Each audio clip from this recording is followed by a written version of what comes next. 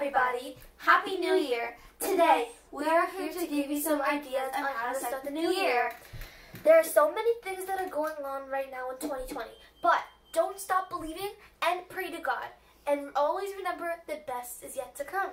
You got that right, Beza. Thank you. This year has been a real roller coaster, ups and downs everywhere. But in 2021, we have to hope for the best. 2020 is the worst year ever. There are many people suffering, dying, starving, out of homes, evicted from houses. The list goes on. But I believe in 2021, it will be the best year ever. Just remember that you have to, number 1, believe. Number 2, pray. And number 3, have faith, and everything will go back together in God's power. Also, everyone should have at least one New Year's resolution. A New Year resolution helps you set and accomplish new goals for the new year. C.S. Lewis once said, and I quote, that you're never too old to set another goal or dream a new dream.